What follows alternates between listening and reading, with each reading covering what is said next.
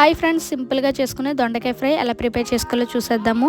ముందుగా దానికి కావాల్సిన ఐటమ్స్ అయితే చూద్దాము. ఒక హాఫ్ కేజీ దొండకాయలు తీసుకొని వాటిని ఈ విధంగా బారుగా అయితే కట్ చేసుకొని పక్కన పెట్టేసుకోవాలి.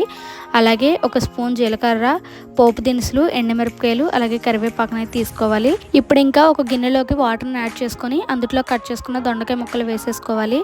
ఆ తర్వాత గ్యాస్ మీద పెట్టుకొని ఒక 10 మినిట్స్ పాటు కుక్ చేసుకోవాలి. ఒక 10 మినిట్స్ పాటు కుక్ చేసుకున్నాక దొండకాయ ముక్కలు అయితే చక్కగా కుక్ అయిపోతాయి ఫ్రెండ్స్. ఇప్పుడు వాటిని వాటర్ అనేవి లేకుండా ఒక స్ట్రైనర్లోకి అయితే స్ట్రైన్ చేసేసుకోవాలి ఈ విధంగా.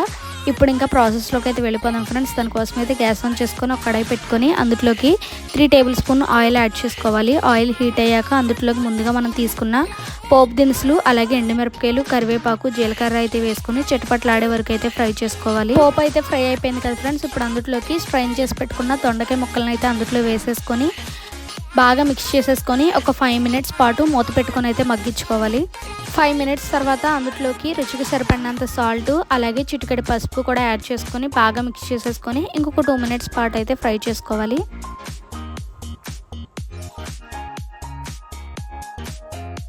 దొండకాయ అయితే చక్కగా ఫ్రై అవుతుంది కదా ఫ్రెండ్స్. ఇప్పుడు అందులోకి పల్లీలు, అలాగే జీడిపప్పును అయితే యాడ్ చేసుకోవాలి. దానికోసం అయితే గ్యాస్ ఆన్ చేసుకొని ఒక ప్యాన్ పెట్టుకొని అందులోకి ఒక స్పూన్ ఆయిల్ యాడ్ చేసుకోవాలి. ఆయిల్ అనేది హీట్ అయ్యాక అందులోకి పల్లీలు, అలాగే కొంచెం జీడిపప్పులు కూడా వేసేసుకొని కొంచెం కలర్ అనేది చేంజ్ అయ్యే వరకు అయితే ఫ్రై చేసుకోవాలి. ఈ విధంగా ఫ్రై అయ్యాక ముందుగా మనం ఫ్రై అవుతున్న దొండకాయ ఫ్రైలో అయితే వేసేసుకొని బాగా మిక్స్ చేసేసుకొని సర్వ్ చేసేసుకుంటే ఎంతో సింపుల్ అండ్ టేస్టీగా చేసుకునే దొండకాయ ఫ్రై అయితే రెడీ ఫ్రెండ్స్. మీకు కూడా నచ్చినట్లయితే తప్పకుండా ఈ సింపుల్ రెసిపీని ట్రై చేయండి. మళ్ళీ ఇంకొక మంచి వీడియోతో మేము ముందుకు వస్తాను. Okay, bye friends.